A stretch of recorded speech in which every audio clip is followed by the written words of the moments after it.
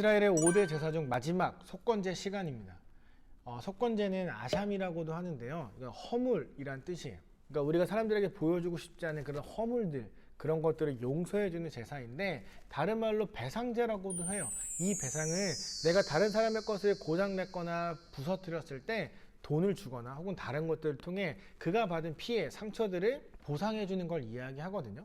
여기서 말하는 배상제 두 가지는, 첫 번째, 다른 사람의 물건 혹은 다른 사람에게 피해를 입혔을 때, 두 번째, 하나님의 물건에 손을 대어서 부서뜨렸거나 아니면 내가 죄를 지었을 때 하나님께 마땅한 것을 드리면서 그 허물을 용서받는 것, 그게 바로 속건제예요. 여기에서 죄는 빚이라고 생각을 하면 돼요. 그러니까 죄를 지었을 때 우리가 이 죄를 용서받기 위해선 하나님 앞에 다른 걸 드림을 통해서 이 빚을 용서받는 거죠. 여기에 속건제 제사 절차는 조금 특이해요. 피를 뿌리거나 피를 사용하는 그런 내용들이 거의 없어요.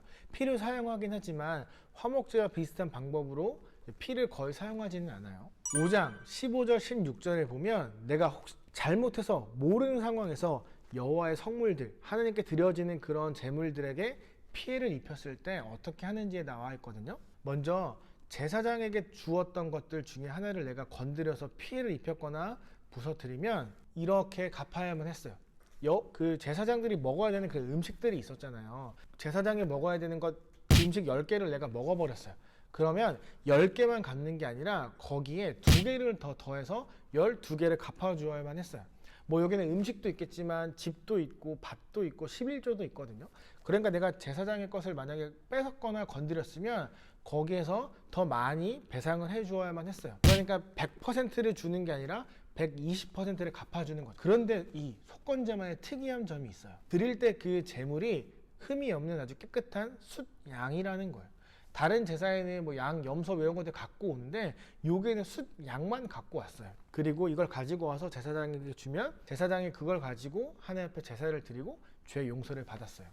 5장 17절에 19절에 보면 나도 모르게 죄를 지은 거예요. 그런데 나중에 이게 죄책감이 자꾸 드는 거예요. 내가 그때 그게 죄였구나 이렇게 깨닫게 되면 아까 말했던 흠 없는 숫양을 가지고 오는 거예요. 근데 여호와의 성물, 하나님께 드려지는 것들이 그 가격이 얼마인지 모르잖아요. 그러니까 120%를 갚지는 않아요. 하지만 흠 없는 숫양을 가지고 와서 하나님께 드림으로 죄 용서를 받아요. 6장 1절에서 7절을 보면 사랑과 하나님 앞에서 지은 죄가 있어요. 어제 잠깐 이야기했지만 거짓 맹세하는 거, 특히 내가 하나님의 이름으로 약속할게 라고 지키지도 못할 약속을 할 때, 그리고 도둑질했을 때, 도둑질하는 거 10계명을 어기는 거죠. 이런 것들을 내가 잘못했다는 것을 깨달으면 하나님 앞에 고백을 해야 되는 거예요. 그런데 중요한 건 이거예요. 도둑질하는 거, 하나님의 이름으로 거짓 맹세하는 거, 그래서 다른 사람에게 상처 주는 거, 이게 죄라는 걸 이미 알고 있어요. 이미 알고 있는데 죄를 지었잖아요.